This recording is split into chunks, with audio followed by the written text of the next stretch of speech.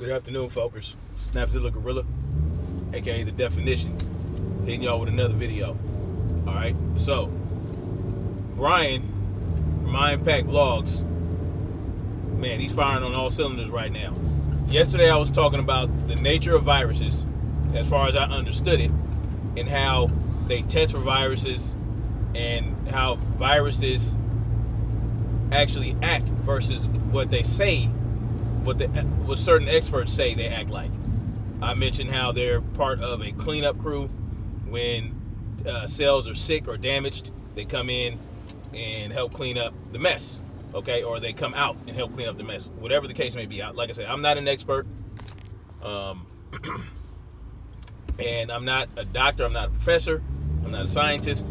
I'm just going by common sense in what I read and the things that I research. So here is a video that Brian from High Impact Vlogs did, where he showcases a doctor who actually gets into the behavior of viruses and their true nature. So anyway, I'm gonna hit y'all off with it.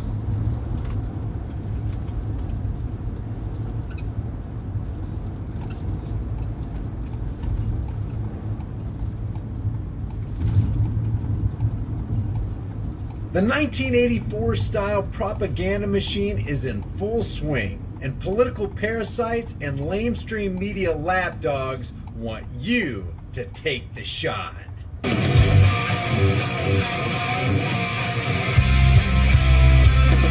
have to get the shot. The vaccinations are so important. This is really going around now. Good morning to all of you. I want to be completely clear about something, and that's this. Every major medical body and federal office agrees vaccines are safe and effective, full stop. We have a big meeting with the biggest companies, really the most powerful companies, hopefully the smartest companies anywhere in the world when it comes to drugs and vaccines, because we're talking about a vaccine, maybe a cure, if it's possible, so we'll see about that, but we're talking about a vaccine. And they're moving along very quickly. All of the pharmaceutical companies are moving along very quickly. Schiff sent an open letter calling on the company to stop surfacing and recommending content that discourages parents from vaccinating their children. What makes you comfortable having these tech companies decide what should rise and what should be suppressed? I can't say that I am all that comfortable with that idea, but I think here, where you're talking about an immediate threat to public health, where you're talking about a very strong scientific consensus, I think that cuts in favor of the exercise of social responsibility. Vaccines, we must make sure that the vaccines are affordable, and we think it's important to make that point. They have to get their shots. The susceptibility has to do with how much metal you have in your body, as well as the quality of the water in your cells. So if you start injecting aluminum in people, they become receptors for absorbing increased electromagnetic fields, and that is a perfect storm for the kind of deterioration of the species, which is what we're now experiencing. Over the last several weeks, our nation has been faced with a grave and accelerating challenge, one that tests our compassion, ingenuity, and resolve: the coronavirus crisis. You never want a serious crisis to go to waste. And what I mean by that, it's an opportunity to do things that you think you could not do before. We've been working very hard on this. We've made tremendous progress. When you compare what we've done to other areas of the world, it's pretty incredible. They have to get their shots. Because of all the crazy crap going on in our current world, I, like probably a lot of you, have been doing a lot of research on viruses. How do they affect us? How do we get them? What's our body's response to them? How do vaccines play into the factor? And I happened upon this doctor named Dr. Thomas Cowan, who's from the Michigan State University College of Human Medicine. The guy's been practicing for 20 years and he's a general practitioner. So I distilled a whole video in this video where he talks about the body's natural response to viruses and what you can expect the body to do and what you shouldn't do when the body's working on trying to get rid of this virus. So I thought would think it was interesting, this is part one. There's a part two because I didn't want to make the video too long. I wanted to be kind of digestible for the masses, but I think this is information worth disseminating. Now, let me just say this. I am not a medical doctor. I don't have any medical training, and this is not medical advice. This is just one doctor's perspective, and I wanted to find out what you guys thought about it. Leave your thoughts in the comments section below. Here's Dr. Cowan. A lot of patients over the years have come to me and said they want help with their immune system.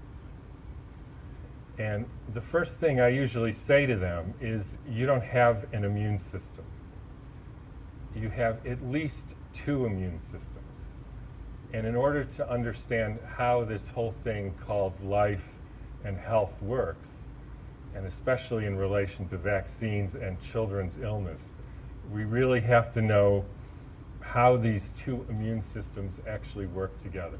Viruses are basically excretions of the cell, and that what the infectious, contagious part is actually fear, not the actual agent. So if we're essentially a child and we're naive, meaning we've never experienced something like chickenpox before, and then we get exposed to the chickenpox virus, the virus gets into our cells by the hundreds, thousands, maybe millions, and interferes with the ability of that cell to function properly. And that becomes an intolerable situation for the life of the organism and for the life of the cell. And so there is a specific recourse that the body has to that situation of cell with stuff in it. And that recourse is to call forth the cell-mediated immune system, so-called because it's based in the white blood cells. And there's all sorts of chemicals which are recruited to bring the white blood cells to that area. And the white blood cells' job, like some sort of Pac-Man thing, is to digest and then eliminate those infected cells. That's such an important point to clarify, that it's not the virus that makes you sick. It's the activity of the cell-mediated reaction, clearing the infected by the thousands or millions of cells out of the body. How do I know that?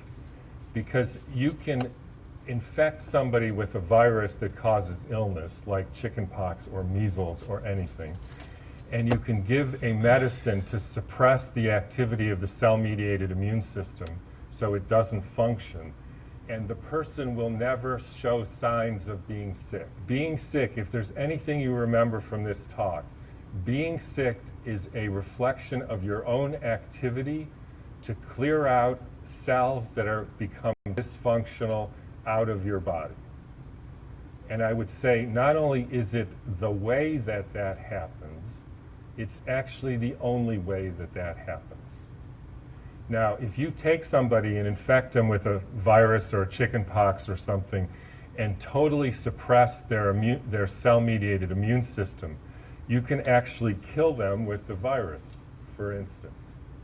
But they will never be, quote, sick. And when I say sick, I mean fever, rash, mucus, cough, all the things that we commonly associate with being sick. Being sick is your own activity. It's a therapeutic cleansing response. It can happen to viruses, it can happen to Roundup, it can happen to anything that interferes with the healthy life of the cell. That's important point number one. When you go back in history and look at the history of medicine, you find over and over again everything from Hippocrates saying, give me a medicine to produce a fever and I can cure any disease. The job of a doctor is to distinguish between the therapy and the disease, and we do it extremely poorly. And what I mean by that, a very simple example, if you get a splinter in your finger and you don't take it out, you make pus, right? Is the pus the therapy or the disease? The therapy. How many people think the pus is the disease? Nobody, because nobody here got their flu shot last year. The splinter is the disease. The pus is the therapy for the disease. And here's how you get chronic disease. You go to the doctor, he thinks, oh, I learned in medical school, pus means infection, Acinetobacter, blah, blah, blah, blah, blah, strep, this. You have an infection, you need antibiotics, you get rid of the pus goes away, the splinter stays. What happens next?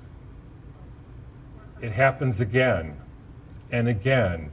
And now you have chronic splinteritis disease, which means a tumor formation around the splinter that your body then says, the heck with it, we'll just leave there for the rest of your life. Now, you could say, that's such a silly example, which is why I use it. Nobody would be stupid enough to make that mistake. But I can tell you approximately 50,000 times a day or a week or something in the United States, somebody puts splinters in their lungs, right? That's called smoking. It doesn't have to be a physical splinter. It could be cigarette smoke. It could be on and on and on and on. So what happens next? You get pus. Why do you have pus? To get the debris out of your lungs. Very simple. You go to the doctor, he says you have bronchitis, you need antibiotics, you have this bacteria living in your tissues. The bacteria, as Zach said, are scavengers. You wouldn't have a compost pile that you put things that don't belong in a compost pile, and then you will breed different bacteria, and then you go and say, yeah, I see the compost pile has an infection. I'm going to give it an antibiotic and I will heal the compost pile. That's nonsense. It happens every single day in every doctor's office. Debris in the human being, they react with their cell-mediated reaction. Fever, pus, don't feel good, cough, mucus. They stop that from happening. And then they do that twice a year for 20 years, and then what happens? The person gets cancer. Why do they get cancer? Well, two reasons. One, you put debris in your lungs that's toxic. But that isn't enough. You have to put debris in your lungs, and then somebody has to stop it from getting out. That's the job of the doctor. That is pediatrics in modern America. That's what we do. The people put debris in their lungs, in their tissues. They respond appropriately by getting it out, by trying to get it out. Because we don't understand that that's what's happening, we suppress it. We claim it's an infection. We claim it's chronic bronchitis. We claim it's a genetic disease. We claim you have a mutation that doesn't allow you to get debris out of your lungs. None of it is real. That's how the body works. And I would contend it's the only way the body works.